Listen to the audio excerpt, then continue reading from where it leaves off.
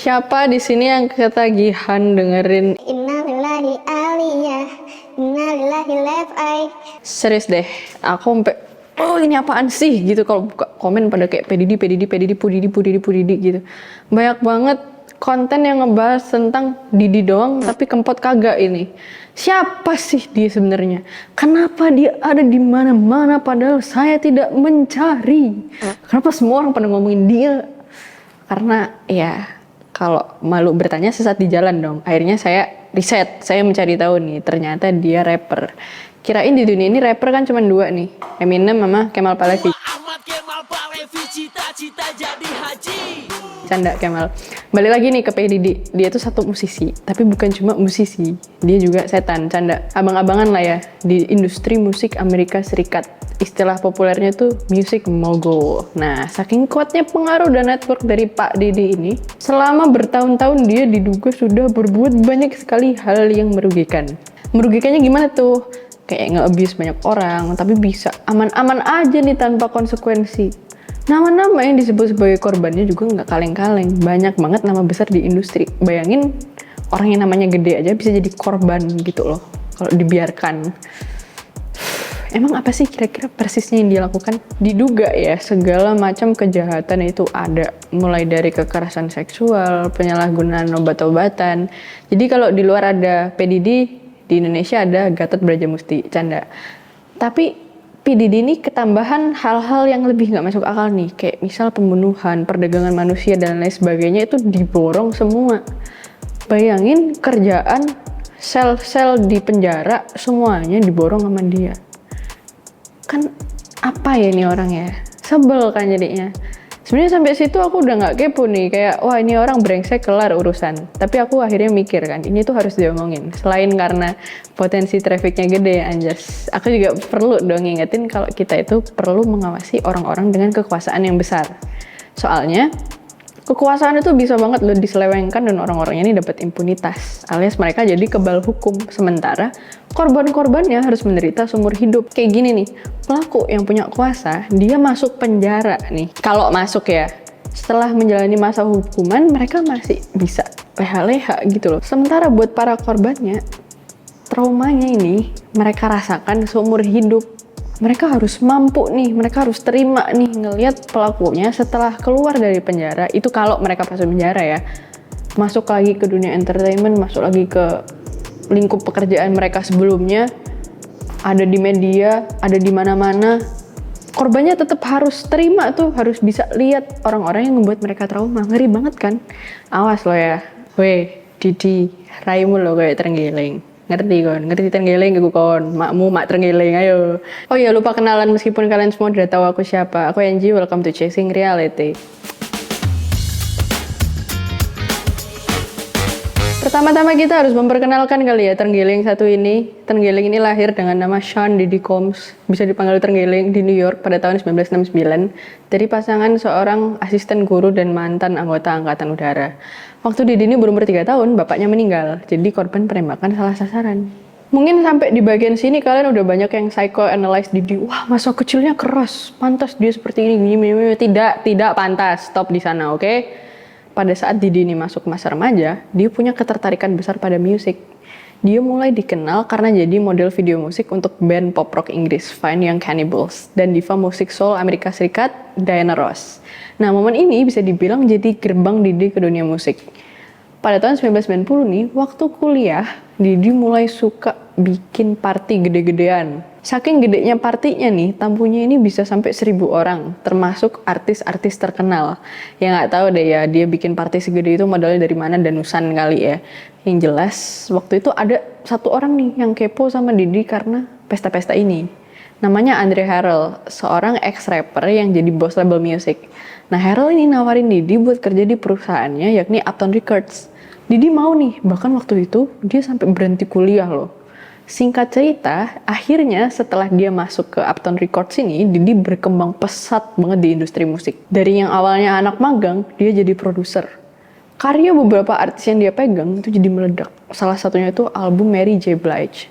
Watch the 411 yang kejual sampai 3 juta kopi, 3 times platinum. Bayangin, selain itu dia juga berhasil ngerekrut rapper Notorious B.I.G. alias Biggie Smalls, orang yang kelak jadi salah satu figur terbesar di generasinya dan sangat berpengaruh sampai hari ini. Nah, kesuksesan kayak gini ini bikin Diddy tuh melesat terus. Dia akhirnya mendirikan labelnya sendiri, Bad Boy Records. Kayaknya living up to his own name nggak ya? Dia tumbuh jadi figur penting nih di industri. Kekayaan dan powernya ini berlipat ganda. Pelan-pelan dia makin jadi nggak tersentuh. Dalam periode tahun 90-an sampai awal 2000-an, artis-artis Bad Boy Records, terutama Biggie nih, sering sekali merajai tangga lagu. Album debut Biggie, Ready to Die, yang dirilis pada tahun 1994, disambut besar-besaran dan langsung jadi instant classic. Hip Hop East Coast mendadak keangkat dan bisa mengimbangi West Coast yang lagi mendominasi. Diddy sendiri juga nge-rap loh dengan nama panggung Puff Daddy. Sukses juga. Beberapa singlenya masuk chart. Album pertamanya, No Way Out, laku sampai 500 ribuan keping. Ditopang dengan semua keberhasilannya itu, Diddy memperluas kerajaannya keluar dunia musik. Dia bikin gurita bisnis, mulai dari brand pakaian, parfum, acara MTV, sampai minuman keras. Selain itu, dia juga berakting di film dan juga TV series. Keren. Lengkap banget ya. Saking suksesnya, pada tahun 2002, majalah Fortune itu nempatin Diddy di peringkat ke-12 dari daftar top 40 entrepreneurs under 40-nya. Tahun 2022, Forbes memperkirakan net worth dari Diddy ini udah mencapai 1 miliar dolar. Dolar loh ya, bayangin kalau dirupiahin berapa. Ingat ya, orang ini memulai karirnya sebagai anak magang loh. Dari magang ke 1 miliar dolar, kayak agak nggak bisa dinalar nggak sih? Pencapaiannya gila kali ya. Terlepas dari kasus-kasusnya, menurutku dia layak ya dinobatkan sebagai salah satu anak magang tersukses di dunia. Itu kalau dia nggak kasus. Nah, sebagai seorang music mogul, Diddy mengorbitkan banyak artis ke level tertinggi. Siapa sih milenial yang nggak kenal Usher? Atau buat generasi yang lebih muda nih, siapa yang nggak kenal Justin Bieber? Jelas ada sidik jari Om Diddy dalam kesuksesan mereka. Nah, tapi di hal yang sama, pengaruh dan kuasa di industri musik dan hiburan Amerika ini yang seharusnya ya dibongkar nih. Karena diduga dimanfaatkan sama si Om buat mengeksploitasi dan mengabuse banyak orang selama puluhan tahun. Jadi selama Bang Diddy ini sedang meraih kekuasaan ya, membangun kekuasaan, selama itulah juga Bang Diddy ini menginjak, menyiksa, mengeksploitasi dan memanfaatkan orang-orang untuk sampai ke titik tersebut. Di berbagai kesempatan, Diddy sendiri sebenarnya nggak malu-malu loh nunjukin kalau dia ini berkuasa, agresif, suka maksain kemampuannya ke orang lain. Herannya, selama ini orang nganggep itu adalah hal yang biasa, padahal itu adalah big waving red flag, guys.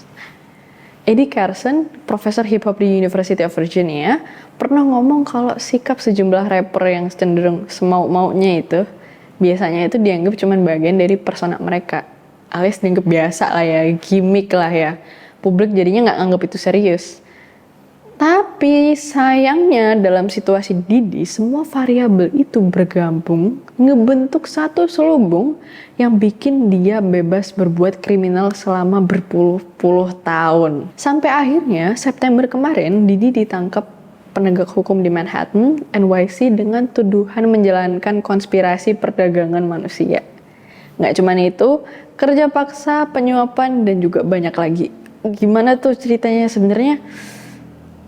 Kayaknya sebelum lanjut, aku harus kasih trigger warning dulu ya buat kalian. Kita akan ngebahas tentang kekerasan seksual. Kita akan mundur setahun ke November 2023 kali ya. Waktu itu, Cassie Ventura, mantan pacar Diddy, nuntut Diddy di pengadilan Manhattan atas tuduhan kekerasan dan pelecehan seksual. Kejadiannya ini udah lumayan lama ya, dari tahun 2007 sampai 2018, alias sekitar 11 tahun, tapi baru sekarang Cassie berani buka suara. Duh Mbak Cassie, aku ikutan merasa sedih dan tertekan ya, karena aku nggak bisa ngebayangin rasanya 11 tahun mengalami kekerasan dari orang yang seharusnya mencintai kita dengan sebegitunya gitu. Peluk, jauh. Nah, di gugatannya, Cassie ngejelasin kalau selama lebih dari 1 dekade, dia sering digebukin dan dipaksa melakukan hal-hal yang tidak seharusnya sama PSK laki-laki buat tontonan Diddy. Bahkan nih setelah putus di tahun 2018, kata Casey, Didi juga masih suka maksa berhubungan seksual meskipun Casey nggak mau. Katanya sayang, tapi dipaksa berhubungan seksual dengan PSK. Masuk akal nggak sih? Aduh. Soal kekerasan fisik, CNN juga pernah nayangin satu video dari tahun 2016 yang nunjukin dengan jelas banget kalau Didi ini lagi ngehajar Casey Ventura. Parah banget, bener-bener digebukin, aku nggak tahu deh. Sebagai dua manusia dewasa ya, kalau mau menyelesaikan masalah menurutku, itu bibir dipakai komunikasi sebagaimana mestinya. Jangan malah main tangan, aduh heran. Nah akhirnya karena video ini terkuak ya, nggak mungkin ngelak dong Didi, akhirnya dia bikin klarifikasi. Anjas L klarifikasi. Nah, pelapor lainnya bernama Joy Dickerson-Neal. Dia bilang waktu mereka kuliah, Didi ini sering nyoba buat nyekokin obat dan ngelecehin dia.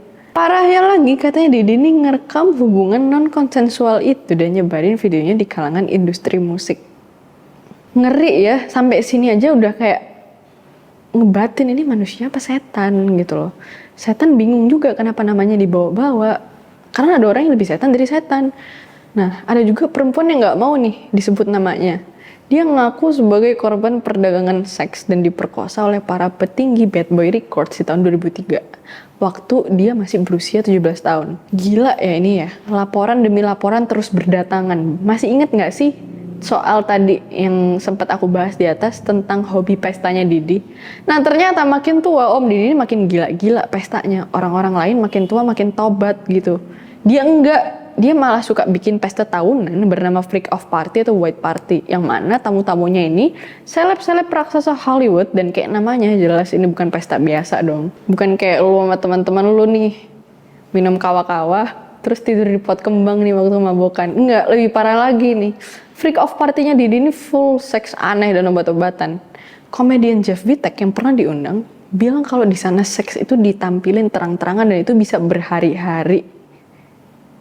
Berhari-hari anjir, apa nggak gancet ya? Ada juga desas-desus yang bilang kalau pesta-pesta itu menghadirkan orang-orang di bawah umur. Aduh, aku paling nggak bisa kalau soal kekerasan terhadap orang-orang di bawah umur. Itu udah kalian semua udah heran-heran, bingung-bingung. Bapak lo lihat Didi, udah saatnya mereka tahu di parah. Lanjut nih to next part. Kalau misalkan kalian semua penggemar hip hop pasti udah gak asing dong dengan nama Tupac Shakur dan Notorious B.I.G.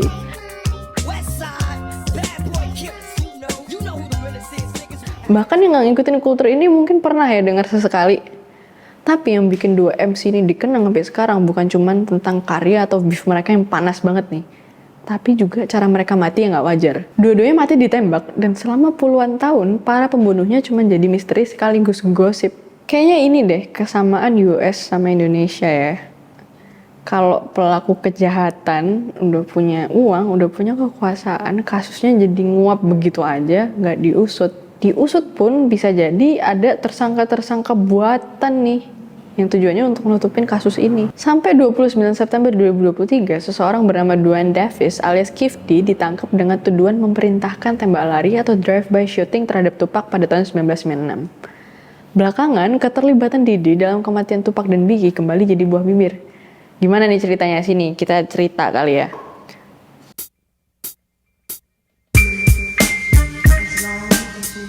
Menurut satu tulisan di people.com, Didi tuh sebenarnya cemburu sama pertemanan Tupac dan Biggie. Cemburu. Nah, Didi ini pengen jadi temannya Tupac, bahkan nyoba ngajak Tupac buat gabung ke labelnya. Tapi Tupac nggak mau, dia nolak dan milih kerja bareng Death Row Records, saingannya Didi.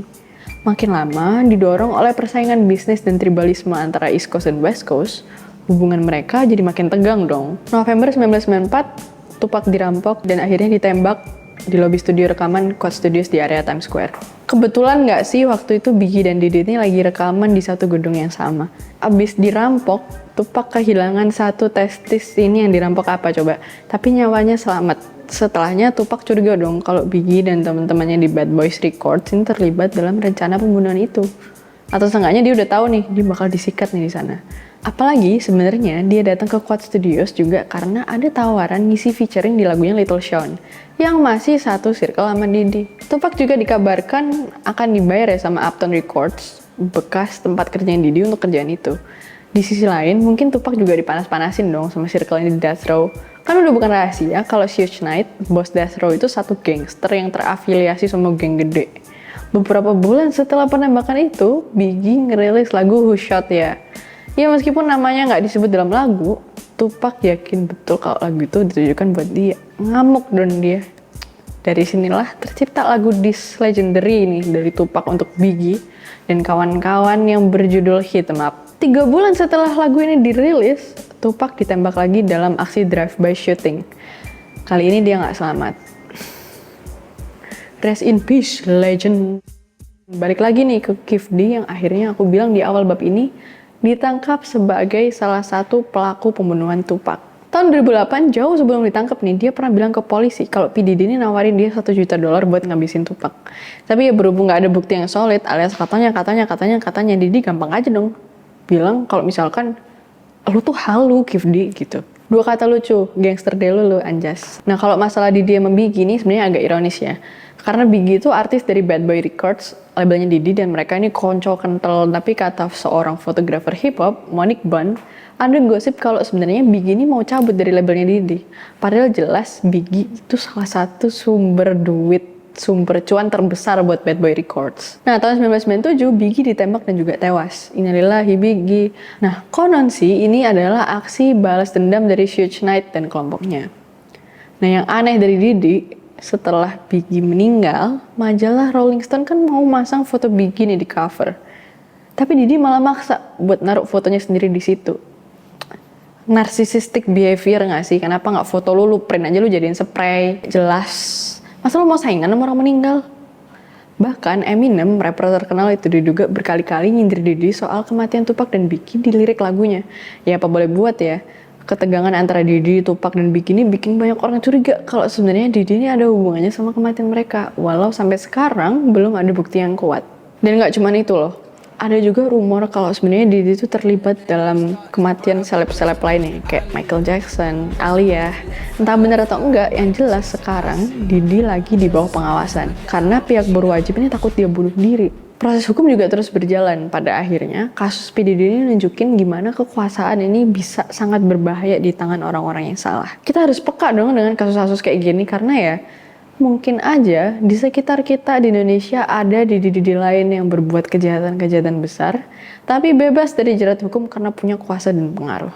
Karena gimana ya, orang-orang tuh setelah mereka mendapatkan kekuasaan, setelah mereka mendapatkan uang, mendapatkan power, mereka ngerasa mereka ini kebal hukum, apapun bisa dibayar dan lain sebagainya. Tapi mereka lupa dengan satu hal, waktu itu bisa mengungkap segalanya. Hal-hal yang lo lakuin nih, tahun kemarin, puluhan tahun kemarin, kalau ada orang yang beneran dendam sama lo, bisa aja suatu saat dia punya power yang sama, yang setara sama lu meskipun sebelumnya enggak, dan akan menguak itu semua. Jadi buat kalian ya yang kepikiran buat melakukan hal-hal brengsek seperti P. Diddy dan orang-orang lain, tolong tobat.